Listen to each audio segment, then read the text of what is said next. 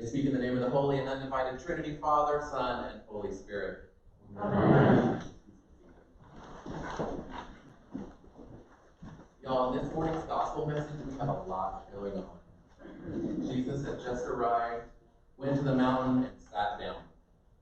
People desperately clamored towards him, bringing their sick and asking to be healed. Maybe some among them yearned to be touched, to feel human contact after so long. In 3 sentences, we hear this deed of power, and sometimes, because we hear them so often, we think, that's cool. Next, we hear the story of the feeding of the 4,000, and this story fascinates me. As you all know, because you're seminary professors, priests, wannabe priests, and chaplains, church nerds. This particular story is featured in all the Gospels, even John, which in itself isn't too surprising since they share a common source and repeat a lot of the same material. This one is surprising because Matthew and Mark like the story so much that they tell it twice, and it's almost identical. This particular story is told 6 times in 4 Gospels. So what makes this particular story so poignant? Why should we pay attention to it and not think, that's cool, and move on? The feeding of the 4,000 is a parable about what we are called to do and who we are called to be. At some point, if we truly desire to follow Jesus, he's going to turn to us and he's going to say, give them something to eat. And our response matters. If we were to step into the story and to see the crowd, see Jesus sitting at the base of the mountain with enough grass below to feed 4,000 people, we would realize it's a parable about how we see the world and what we do with what we already have. The miracle has already happened.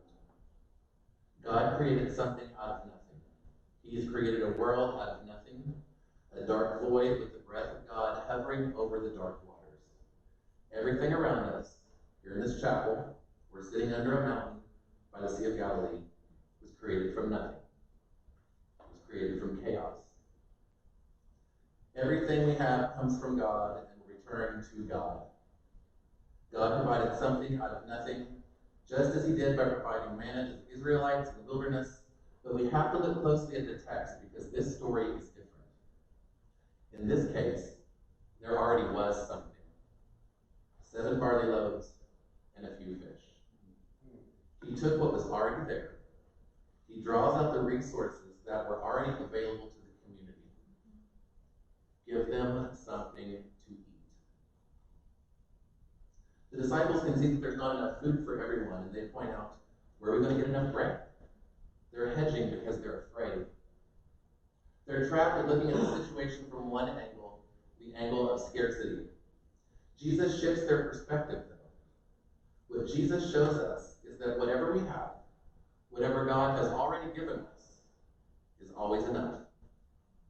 If we look at it the right way, if we let go of our fear and stop holding on to what is ours so tightly, if we can do these things, we absolutely have enough bread to feed the world. Fear. That particular emotion has run rampant the last 20 months. Though maybe not as much as it did 40 years ago. Today is the 40th World AIDS Day.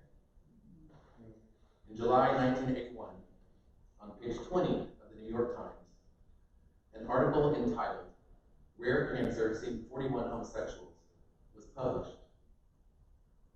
It was a single column of text placed next to a 4th of July advertisement. This was the world's first introduction to a pandemic that would cost the lives of 36.3 million people to date. Among those 36.3 million people are at least 47 of my friends and 1 cousin. My cousin Ruby. Now I'm going to stop right here real quick. It's Oklahoma, we all have weird names. My cousin Ruby. Was fabulous. He was a doctor in Mississippi. He taught. Hilarity always ensued when he was around, especially when he would bring his friends with him to family gatherings. always looked up to me. There was an unspoken connection. It was a connection that you could just feel, and you just know that they're in your corner, no matter what. And then one year, he wasn't there. He didn't come to Thanksgiving or Christmas, or the next year, and the next. Each time we asked about it, no one would give us a straight answer. He's working so hard, he couldn't make it. Or I haven't talked to him in a while, his phone number's changed. It took over 5 years to pull out the truth. Ruby had died of AIDS. His sisters traveled to Mississippi, buried him, kicked his friend out of the house, and burned all of his possessions. Everything. Because of fear. They feared contamination. They feared transmitting the gay disease.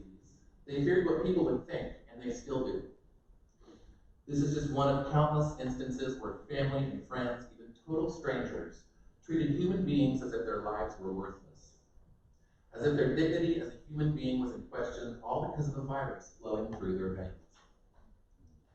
Designated wards were created to house AIDS patients in.